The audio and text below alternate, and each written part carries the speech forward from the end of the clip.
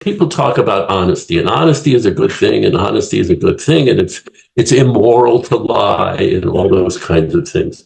It's not a function of morality that it's a sin to lie. It's not practical. It's counterproductive. The more, this is me. Well, the more I pretend to be somebody else, the less likely my kindred spirits are going to recognize me and be able to be attracted to me. The more successful I am at lying, the less of a potential I have to attract the people into my life that I can really benefit from and benefit myself going in. You know, Oscar Wilde has this lovely line to the effect of, be yourself, everyone else is taken. Absolutely true. And if we look at humanity as an entity in a holistic sense, we realize that each one of us has a unique contribution to make to that universal experience. Well, if we pretend to be somebody else, or we try to replicate somebody else's experience, we are depriving the rest of humanity our own particular experience, our own unique contribution. The individual has something unique to contribute. That's why God, or the divine, or whatever you want to call it, created us. And to the extent we are inauthentic, we are abdicating that responsibility to perform the tasks as to why we're here to begin with. Thank you for that, author. Thank you. That's so powerful. Because I love what you said about community. There is that very endemic need to be with another, to have communion with another, rather than being alone. Because the spiritual path does call for some degree of isolation, some degree of inward travel.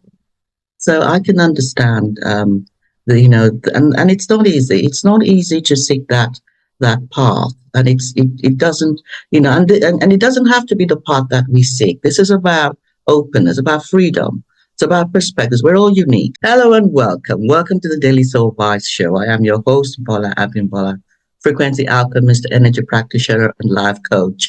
The Daily Soul Bytes is where we bring authors, coaches, and entrepreneurs in the fields of spirituality, psychology, and leadership to share their insights for the expansion of collective consciousness.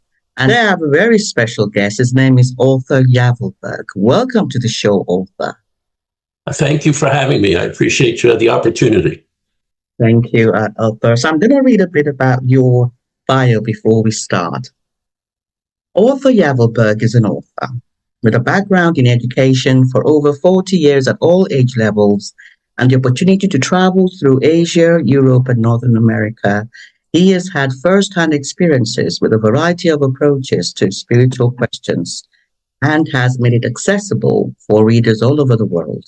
Author empowers people to address spiritual questions by providing sources in different religious traditions, literature, and science. That is so powerful, because I think a lot of the times we do have this question around whether we are mostly mental beings or spiritual beings or the other. And these are the kinds of things that really help us to carry out our own inquiry, to carry out our own search, whether we want to be a seeker or we want to be people that just live lives as it comes, whichever way we want to live life. Having these questions discussed and considered is something that I think is really powerful for us all to actually live our meaningful lives. So I'd like to ask you, author, what made you come to this place where this has now become a passion for you? This issue of spirituality and really understanding the different concepts around spirituality and religion. I'd love to talk about that, spirituality versus religion. What's the difference? But let's first talk about what has led you to this place where you are now a seeker as well as a convener of discussions around spirituality. Well, I think there are a couple of aspects to it that are very important. The first one that comes to mind is the Hindu idea, just the way you phrase the question, what led you? The Hindus have this thing that which you are seeking is causing you to seek. So it's not simply something that I or you or any individual is pursuing on their own. Rather, it's kind of like a magnetic thing coming from the spiritual world or the divine or whatever that kind of draws us in that direction. So, as we were talking a little bit before, I don't think it's a choice between spiritual, mystical approaches or rational approaches and things like that. I think a lot of it has to do with our own personal experiences. But behind that, I think a lot of us are intimidated in order to try and pursue our individual answers. So, for example, we have priests or rabbis or gurus or whatever that we go to basically looking for answers. And the real spiritual approach of the, whatever you call it, epiphany or enlightenment or whatever, is a personal one. So no guru or no rabbi or priest or minister or anything like that can know us better than ourselves because we're the ones having the experiences. So they'll talk about, well, they have better education, they've had a religious experience, they know more than us, and it's in their best interest to get us to feel intimidated so that we won't follow our own ideas, but rather we'll do what they tell us to do and what rituals we have to follow and that kind of thing. So to be an individual is a threatening thing to the, the religious establishments or authorities or whatever. And it's scary to us because if you think about how involved we are in communities and friends and things like that, to the degree we're willing to, strike out on our own and think independently, other people feel threatened. So to the extent I can encourage people that the only true way to what they're looking for is through their own personal experiences. It doesn't mean you can't talk to other people. It doesn't mean you can't read books or anything like that. But you have to reserve the final right to make decisions for ourselves. And many religious traditions don't want us to do that. So in terms of me personally, I will tell you, I grew up in a very, not in a way that you would expect this kind of life to follow. My mother was Mexican, not particularly religious at all, superstitious, but not religious. My father was a devout atheist, didn't believe in anything like that. And then, as a kid, I come across shows on television like Kung Fu. I don't know if anybody remembers David Carradine in Kung Fu, but David Carradine played this Taoist minister. Basically, he was a priest, but not a priest in the formal sense of the word, in the Wild West. And what he did was try to apply his teachings to the real life situations he would find himself in the Wild West. I also saw King of Kings. King of Kings was apparently the first movie where Jesus was actually shown as a figure since the 30s or something like that. Jeffrey Hunter played Jesus, and I was amazingly moved by that. So in the context of what we're talking about, I don't think these things happen by accident. I think any one of us can look at our own personal lives and experiences, ask the question, well, how is it that this just so happened to take place? And again, in Hindus, I have this idea of that which you are seeking is causing you to seek. So that basically started this whole trend that got me interested. So somebody like me, you look at me, and this is not the most daring, adventurous person you're ever going to meet. People, I play a lot of chess, and people, we laugh in terms of, boring and Arthur pretty much go in the same sentence a lot. Well, out of the blue, I get an opportunity to travel and work in Singapore, of all places.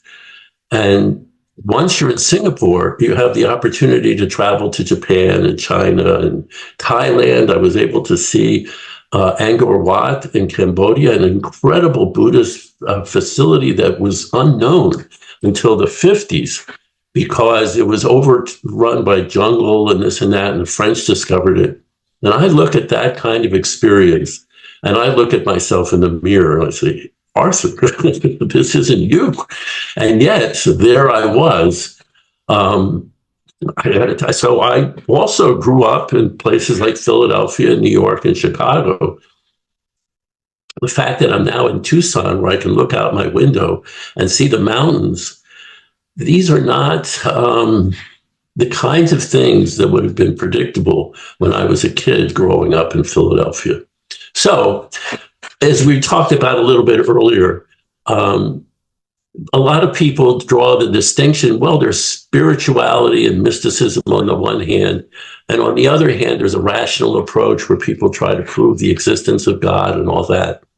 There's a third alternative, and a much more personal alternative, and that is to think in terms of the stories of our lives and what it is that brought us to this point in time. The fact that your listeners and people come to your show is not by accident. There's some kind of in science they talk about wave theory and things like that, where people are attracted to things. Jung talked about synchronicity, where people are attracted to different wavelengths. And I think that happens in terms of relationships and the people we meet and who we draw into our lives. So there's a reason the Bible is not a philosophical essay. It's about stories, about people in real situations. The Upanishads in India are not philosophical essays. They're stories about people and family dramas and things like that. Well, guess what? We've all had our family dramas. We've all had our choices of occupation, places where we live, people we meet, the people we choose to engage with. That's where the secret is, in my opinion, to what we call enlightenment, where we can make a connection between our own personal stories and how we perceive and interpret the divine, because that's how the divine works in real life. It doesn't take place in just books. Storybooks are a better clue. The Bible, the Upanishads, these are stories that we can use to help us reflect on our own journeys and how we can move forward. I don't know if that helps. Thank you. Thank you for your journey. It's very interesting background. And I think sometimes having an atheist parent is the best way to get ready for a spiritual journey for yourself. I think sometimes all we need is someone that sets us in a particular direction, and then we find a way we are inspired in another direction, if you know what I mean. Because I always believe that our birth is not a coincidence. Just as that wave theory exists in our day-to-day, that wave theory draws us to our parents as well. So it's never really a coincidence as to the people we meet on the earth plane or when we arrive through birth. So I find that interesting that your father was an atheist and your mother was very much a different, had that spiritual background, but it wasn't something that you could have said, because some of us were raised in a very strong religious background. And everything had its own battle, I think. Whether you're born, by an atheist father or a father who was a devout Muslim or a devout Christian. But that is something that I wanted to also kind of ask you, Arthur. That that need for control of the individual, because there's always the most of us grew up in a system where we are being conditioned one way or another. And it's usually around losing our power.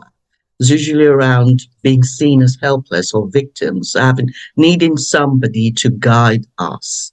And that is really what a lot of religious ethos have in common. And then you have the path of the spiritual practice, the spiritual walk, which is really an individual journey. And I love what you said about, the mind control and, kind of the rational way we see life, or the spiritual way, or really the more experiential way, which is about our own individual journeys. And we, that journey may be a mental one, it may be a spiritual one, but I would love to hear more about that perspective of the experiential journey. But first, I wanted you to kind of just differentiate between that spiritual path and the religious path, because it's all about spirit. The religious path, I think, is also about spirit, but there's something about the spirit being, that divine self, divine source being outside of you as opposed to within you.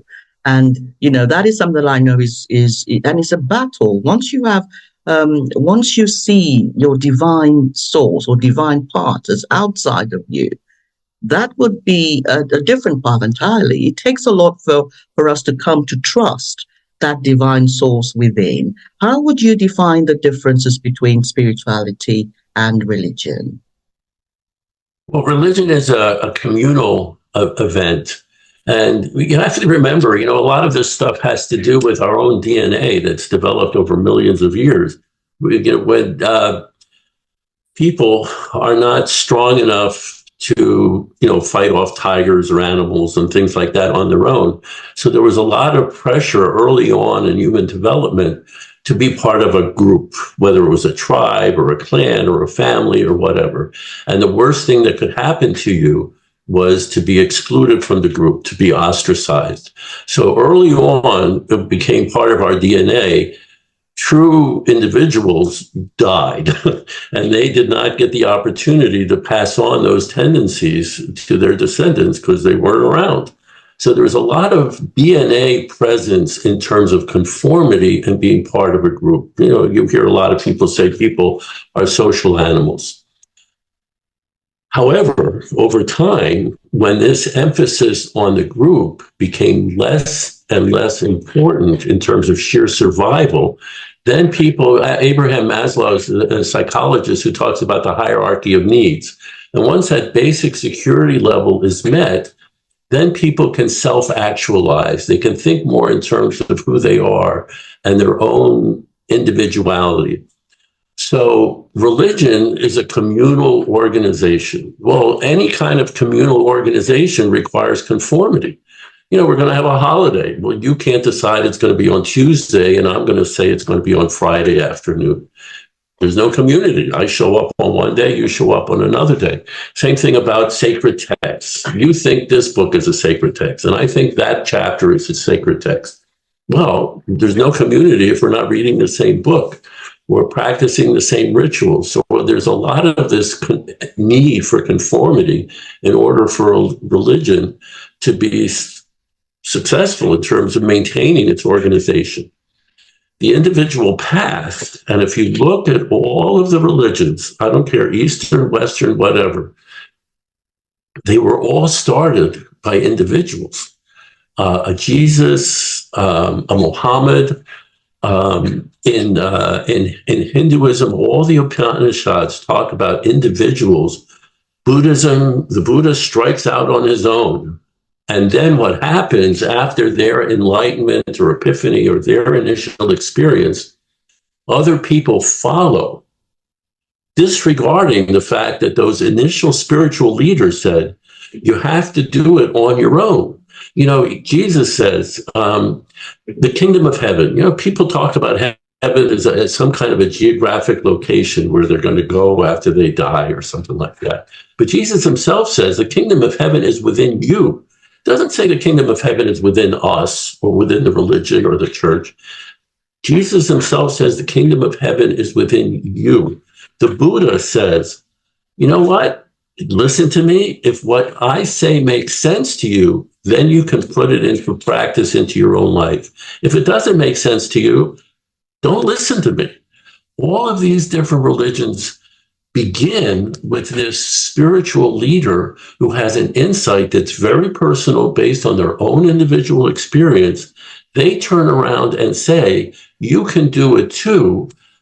However, because of the demands of organizations and communities and things like that, that becomes frozen into something where we try to replicate what they experienced, and they were saying, don't replicate. It's interesting to me, people talk about honesty, and honesty is a good thing, and honesty is a good thing, and it's immoral to lie and all those kinds of things. It's not a function of morality that it's a sin to lie. It's not practical. It's counterproductive. The more, this is me. Well, the more I pretend to be somebody else, the less likely my kindred spirits are going to recognize me and be able to be attracted to me. The more successful I am at lying, the less of a potential I have to attract the people into my life that I can really benefit from and benefit myself going in. You know, Oscar Wilde has this lovely line to the effect of, be yourself, everyone else is taken. Absolutely true. And if we look at humanity as an entity in a holistic sense, we realize that each one of us has a unique contribution to make to that universal experience. Well, if we pretend to be somebody else or we try to replicate somebody else's experience, we are depriving the rest of humanity our own particular experience, our own unique contribution. In the Jewish Talmud, there's this account that he who murders an individual has destroyed a universe, which sounds kind of silly. How can one individual be a universe?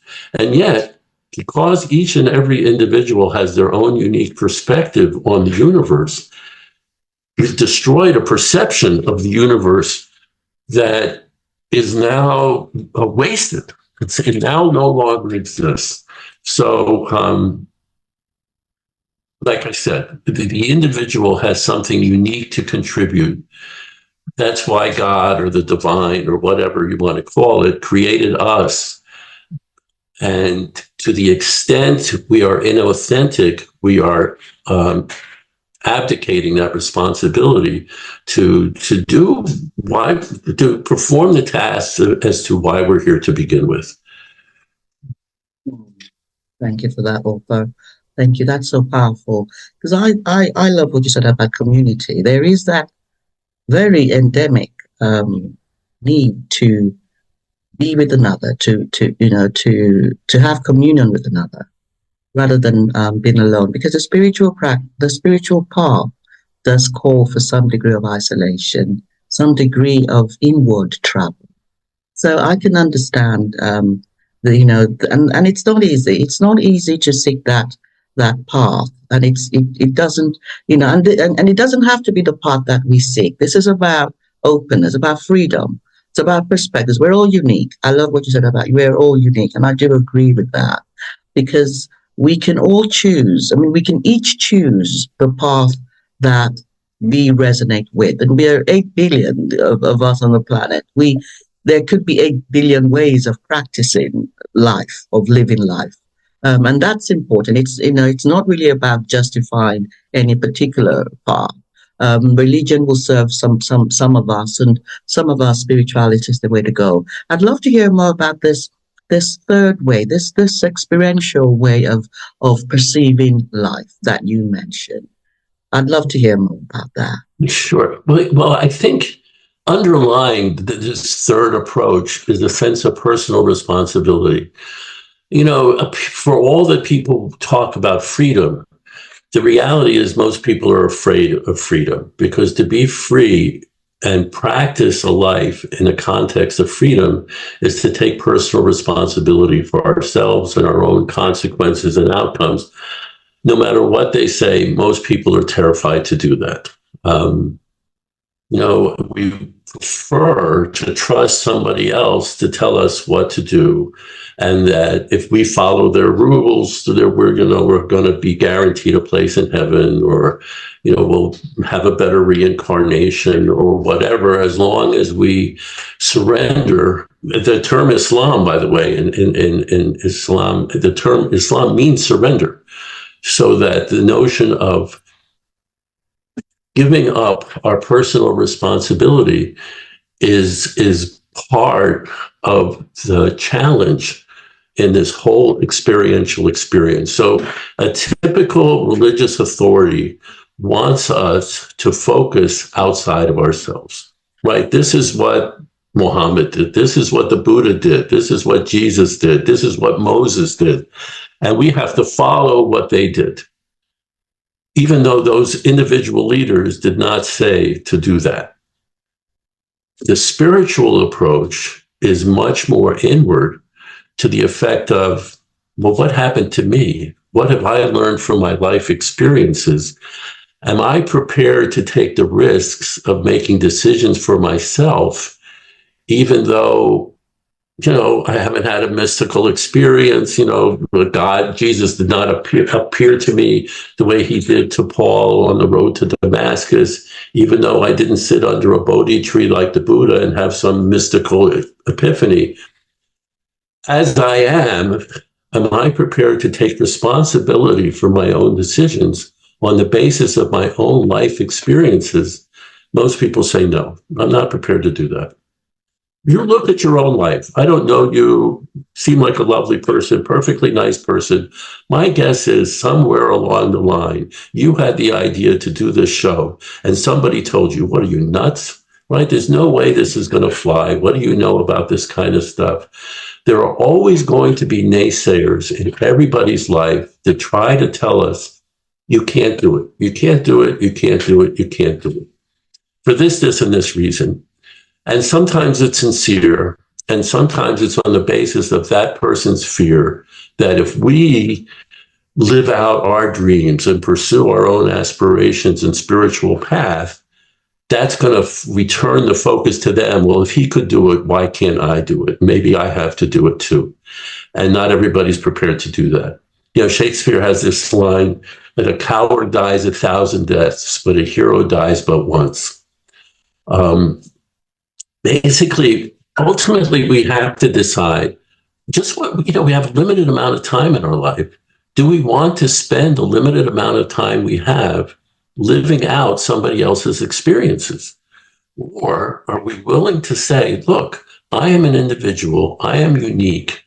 For whatever reason, God, the divine, whatever, Allah has created me, not somebody else, but me in this particular situation. There's a story in the Talmud about hopefully this guy is on his deathbed and he's terribly agitated. He's going to die. He's going to die. He's going to die. The leader comes to him and asks him, why are you so upset? You've had a good life and, all that kind of thing. And he says, I did not, I wasn't a great person. I was not like Moses at all. And the rabbi looks at him and says, God already created Moses. He created you to be you. So when you go up and meet God after you pass away, no one's going to ask you why you were not Moses. They are going to ask you to what extent you were you. To what extent were you authentic? I think that's a powerful thing that most people will do anything to avoid confronting.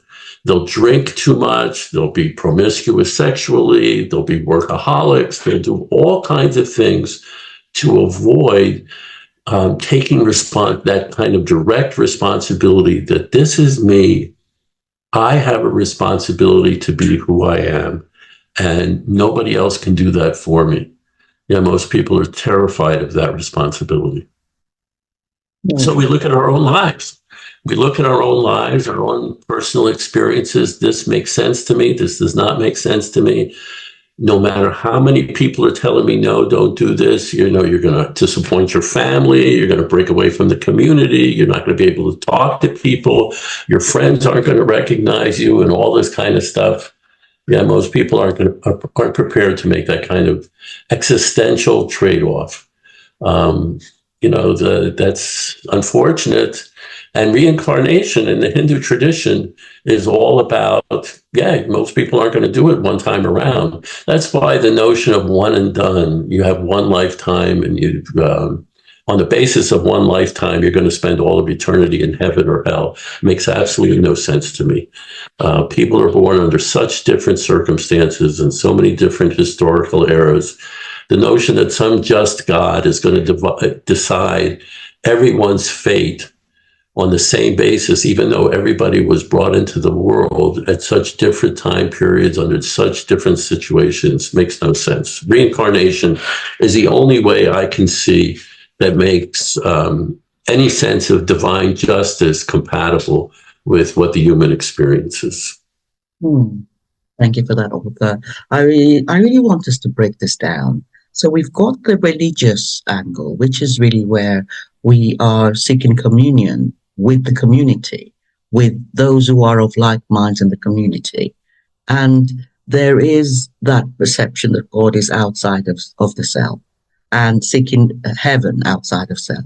And then there's the spiritual path, which is where we are seeking communion with God, with the Spirit within, and and that is where our communion lies, and heaven lies within. And then, if you could just tell us more about how the third aspect works in regards to that. So, is communion with what? What is that? What are the stories allowing us to embed? And also, is there a perception of God? Is this the atheist path? So could you just talk more a bit about how that, that experiential life, different from those two, stands out? Yeah, it is hard, but it makes it easier if we think, when we talk about the divine and God and all that kind of thing, it makes it seem unattainable. But think about ordinary experiences, how people came to their particular jobs. Okay, most people don't associate their work with the divine, but they do work. They do have to support themselves. They do have to pay the bills. They have friends. They have wives and husbands and relationships and all kinds of things. Well, how did those develop? How do you meet the people you meet? Religious organizations then become part of this whole myriad pattern of a web of relationships where people get involved in things. The basic question then becomes, did this happen by accident, right? You're inviting me to be on this show. Is that an accident? The people you just happen to be watching at this particular point in time, is that an accident? So there's nothing wrong with religion. A lot of people try to draw a distinction. Well, the spiritual approach is the true approach, and religion is evil because it's all about conformity and that kind of stuff. No, not necessarily. People feel very comfortable sharing interests. I like to play chess. Guess what? I hang out with people who play chess. Other people in Tucson, for example, love to hike. Well, there are groups of people who go hiking together. People who are kindred spirits in interest. People love opera. People go to operas together. So the notion of sharing a religious experience, a sense of the divine, there's nothing any different between that and, a common interest like chess or music or anything like that. So it's perfectly okay as long as it's authentic and as long as it's legitimate.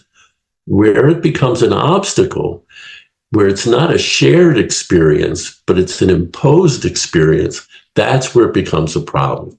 So those people who grow up in households where, we have to do this every Sunday, every holiday, and the kid asks why? Well, because that's the way we do it. We've always done it this way. That's the way the situation has developed over time. And if we don't do it, God knows what will happen. God will punish us, or the whole people will fall apart, and all hell will break loose. So when it becomes a pressurized situation where we don't feel it in our hearts, but we're forced to suppress what we are feeling in our hearts in order to fit in order to not disappoint others, that's when it becomes a real problem. People have all kinds of shared experiences.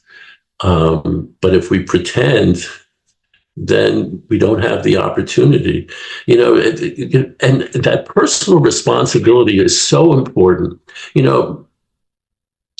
I tell this story a fair amount of time. When I was head of school, I talked to kids, who graduate and whatever. And one comes to me and says, what, Mr. Yavelberg, I've become an alcoholic. And I say, well, why did you become an alcoholic? He said, well, my father was an alcoholic, and he just kind of set everything for me, and that's what it was. Oh, I'm sorry to hear about that. And we would talk further. Another person comes in to me, never touches alcohol. So I say, you never touch alcohol. How come? He said, well, my father was an alcoholic, and I saw what kind of a life being an alcoholic led to. Therefore, I decided I'm never going to touch this stuff. In both situations, you have a father who's an alcoholic, One looks at that situation and feels trapped and says, kind of gives up resignedly, well, I'm going to be an alcoholic too. The other one sees exactly the same kind of situation with the alcoholic father, makes the decision for himself, yeah, I'm not going to do that. I'm not going to follow that pattern. It's much easier to feel trapped, right? The devil made me do it. I didn't have a choice and all those kinds of things. But the whole existentialist approach is that, no, you do have a choice. When Nietzsche talks about a Superman, a lot of these traditions have people who have gone through the same kinds of questions we are going through. And part of my goal is to make that stuff accessible. So somebody like Nietzsche will talk about a Superman, and people will hear about a Superman, they'll think about Nazis and all that kind of stuff. And basically, when Nietzsche says, it's very interesting, he doesn't say God doesn't exist. He says God is dead. It's a world of difference between the two. When Nietzsche says God is dead, he's saying we killed him. That basically we said when people take the step of saying, I am not going to listen to any other authority, I'm going to do what makes sense to me, that kills God.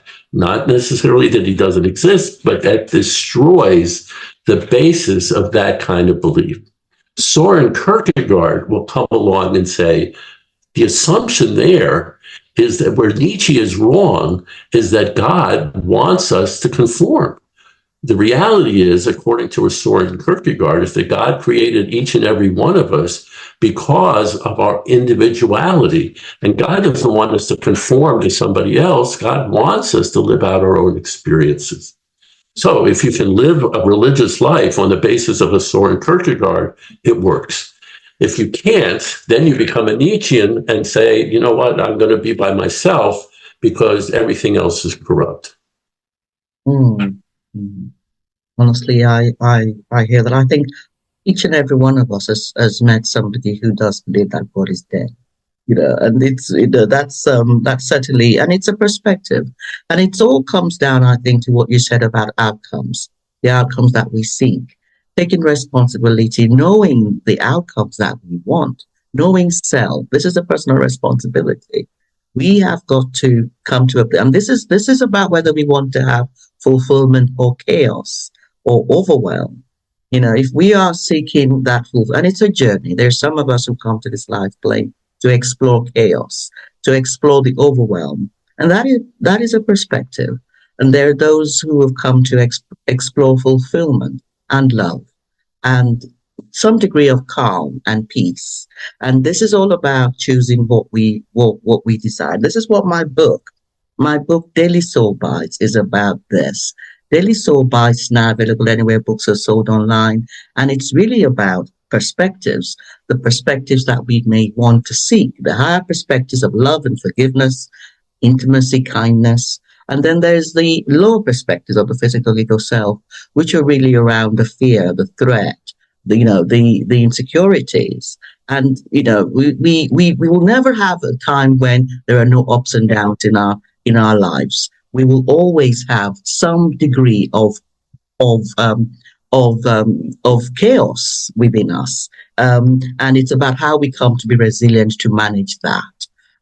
So yes, I think it all comes down to outcomes. And my book is really encouraging us to know what the different outcomes are within us and to know the different perspectives that we have and to align to what makes sense to us. So I can see where the existential principles or approaches to life will come in there, really understanding life, not from a divine point of view, but from the experiences and the outcomes that we seek. Well, and sometimes those outcomes lead us to our spiritual path, and sometimes they lead us into a religious path.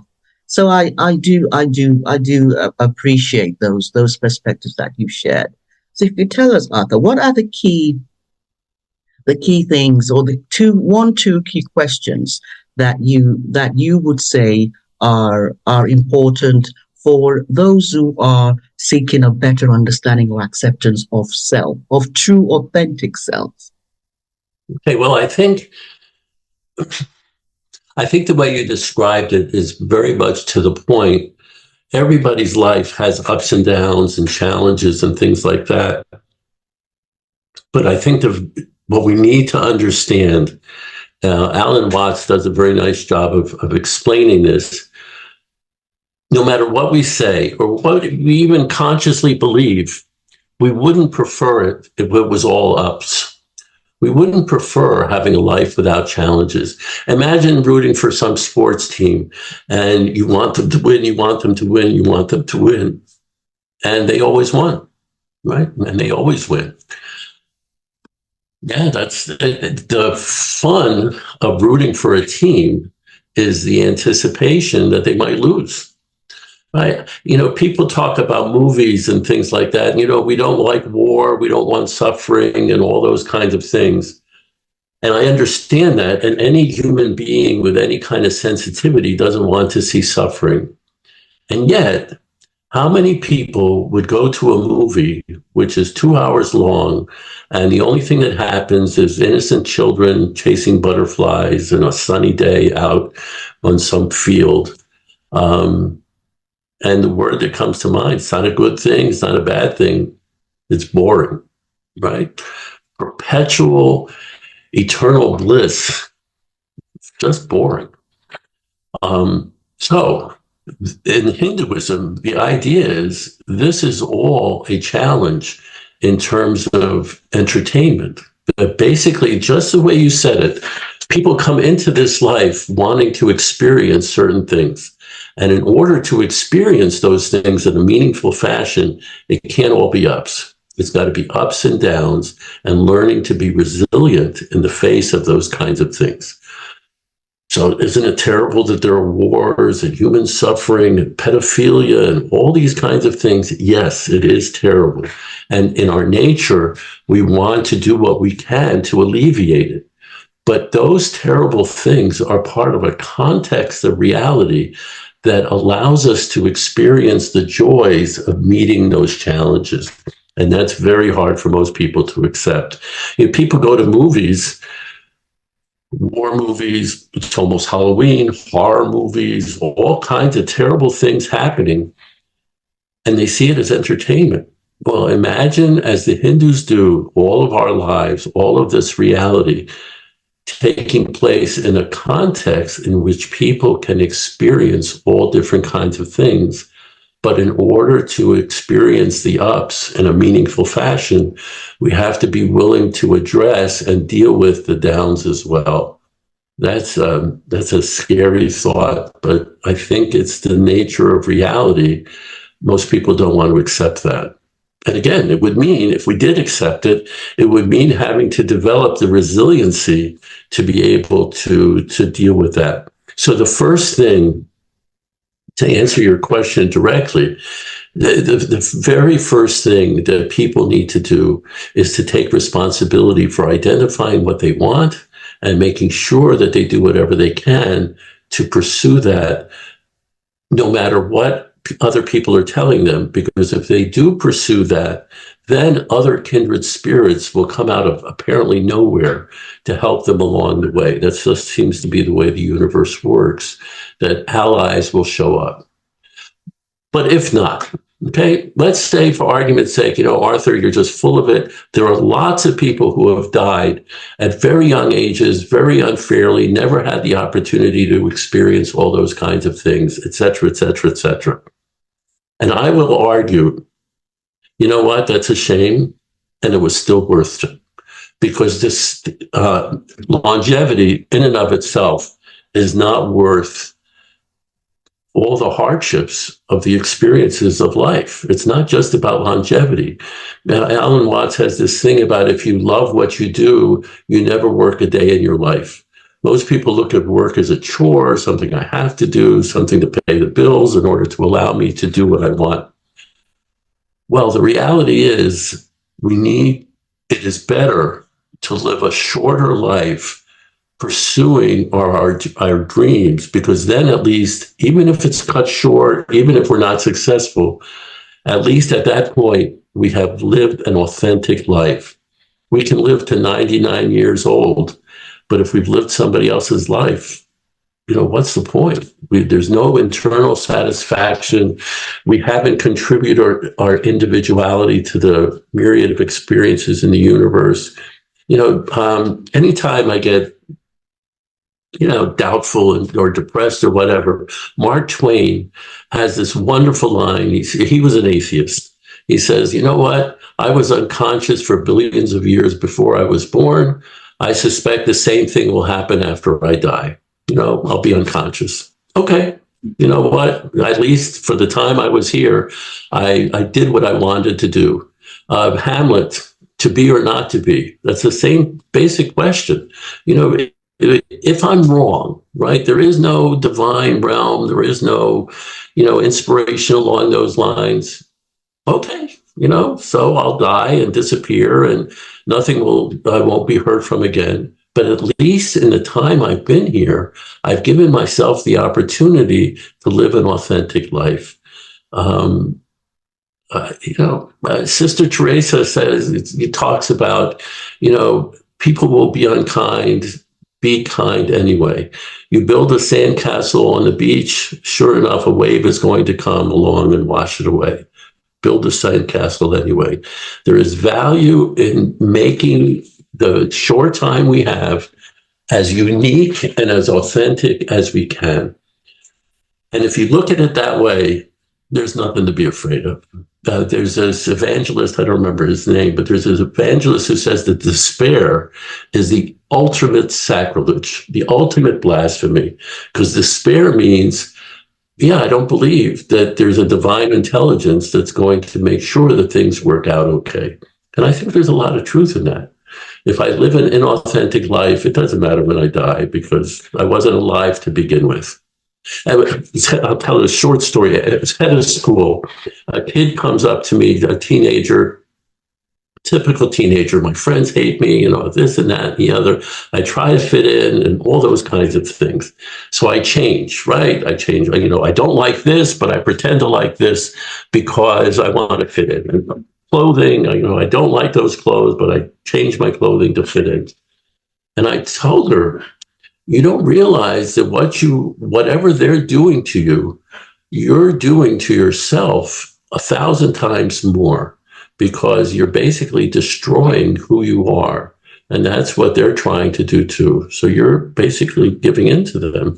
And again, you are depriving other potential kindred spirits of the opportunity to recognize you for who you are and what your value is as an individual. That's a tough thing for teenagers. People kind of recognize that, but it's true of you, it's true of me. To what extent are we prepared to be authentic? So the two things, like I say, the risk is to be authentic because whatever the risks are, they're worth it. And even if you lose, you've won by being authentic. I love that. Thank you so much, Arthur. I really think it boils down to that authenticity, knowing thyself. Whatever the journey, whether it's for a day or for 99 or 100 years, to really come to understand why we are here. Because it's not a coincidence. Right. And, I really think we might have you back, Arthur, for part 2. But it would be my pleasure.